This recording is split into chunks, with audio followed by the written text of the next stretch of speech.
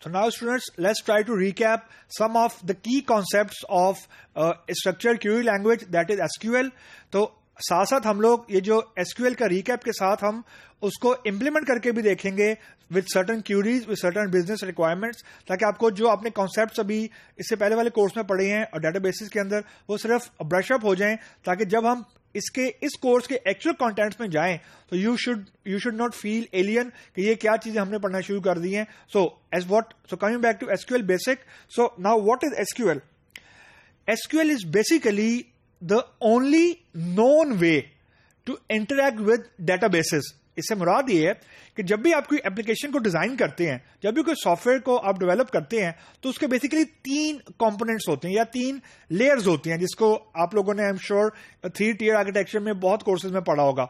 The first layer is user interface layer, वो layer जिससे मैं और आप इंटरैक्ट करते हैं सिस्टम के साथ. द सेकेंड लेयर इज के जो हमारी मिडल टीयर इसको हम लोग बोलते हैं, जहां पे हमने ERDs बनाते हैं, क्लास डायग्राम बनाते हैं, डाटा फ्लो डायग्राम बनाते हैं और फिर उसके इक्विवेलेंट एप्लीकेशन का कोड लिखते हैं.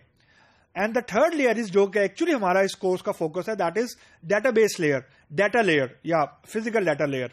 अब जब भी सेकेंड लेयर ने मतलब एप्लीकेशन लेयर ने बातचीत करनी है डेटाबेस लेयर से, so there should be some interface, because हो सकता है अपनी एप्लीकेशन डेवलपमेंट हुई हो फॉर एग्जांपल जावा के अंदर या PHP के अंदर, लेकिन जो डेटाबेस है उसको PHP का नहीं पता, उसको जावा का नहीं पता, उसको .NET का फॉर एग्जांपल नहीं पता, उसकी अपनी लैंग्वेज है.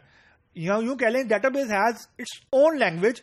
उस लैंग्वेज का नाम है SQL, that is structured query language. So इसको लैंग्वेज हम इसलिए बोलते हैं कि बेसिकली अगर आप इसको कंपेयर करें with the traditional programming languages, so उसके हिसाब से ये एक्चुअल प्रोग्रामिंग लैंग्वेज नहीं है, it is a declarative language. Like कुछ अर्सा पहले आपने शायद नाम सुना हो, डॉस एक चीज हुआ करती थी, अब तो एलियन हो गई है कि आप कमांड प्रॉम्प्ट पे जाके कुछ कमांड्स कर सकते हैं या क्रिएट डायरेक्टरी कर सकते हैं, रिमूव डायरेक्टरी कर सकते हैं. लिनक्स के अंदर अभी भी हम लोग permissions using command line interface दे सकते हैं.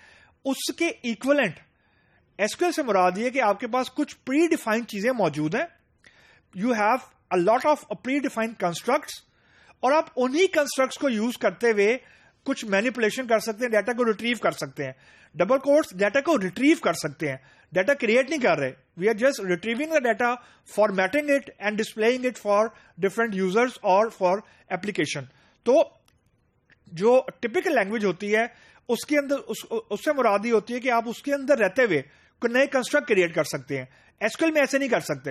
एसक्यूएल में ऑलरेडी कुछ कंस्ट्रक्ट बने हुए हैं, you can only reuse them for your own purpose. In that context this is a declarative language, लेकिन this is the only way to interact with database. तो इसको हम लोग बेसिकली DRL भी बोलते हैं, डेटा रिट्रीवल लैंग्वेज. तो DRL कह लें, SQL कह लें, this is one and the same thing. So now let's have a look at the general syntax of SQL. तो अभी जो स्क्रीन के ऊपर आपको नजर आ रहा है, बेसिकली select का कीवर्ड है और from का कीवर्ड है. These are the 2 minimum requirements for a valid SQL. यानी select के बाद you can either write distinct or static. Static is representing the columns, all columns of the table. यानी आपने टेबल क्रिएट किए हुए, assumption ये है कि हमने टेबल क्रिएट किए हुए, उसके अंदर कुछ कॉलम्स हैं और कुछ डेटा मौजूद है. Static is referring to all the columns या स्पेसिफिक कॉलम नेम जो कि आप स्क्रीन के ऊपर डिस्प्ले करवाना चाहते हैं. और distinct is an optional thing. Distinct से मुराद ये है कि जो भी वैल्यूज आपको उस कॉलम में नजर आनी है, या यूं कह लें कि टेबल के अंदर कुछ वैल्यूज स्टोर है, distinct will only display the distinct values, यानी यूनिक वैल्यूज. रेपिटेशन को खत्म कर देगा.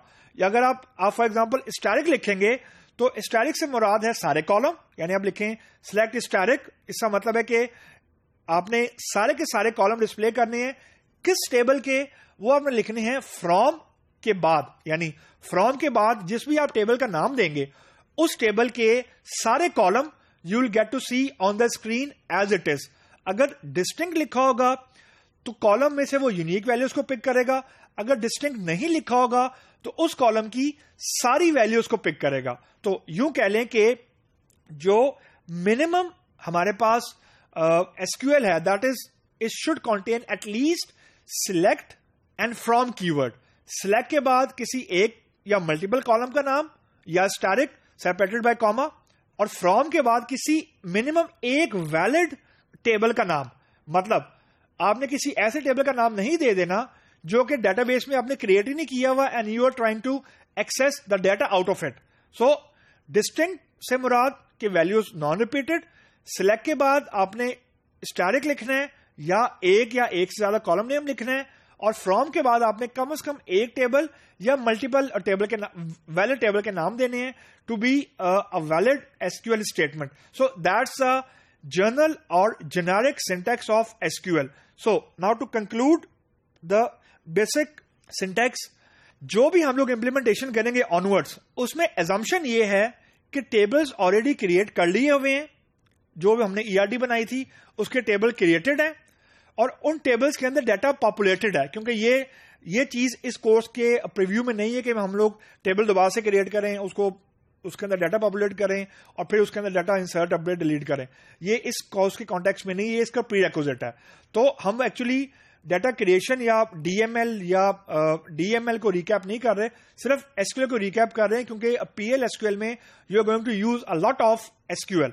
सो एजम्पशन ये है एसक्यूएल के अंदर कि डाटा बेस के टेबल्स क्रिएटेड हैं, उनमें कॉलम मौजूद हैं, उनमें डाटा हमने पॉपुलेट किया हुआ है। So we won't be populating the data, we won't be adding any column, we will just be retrieving the data from the tables.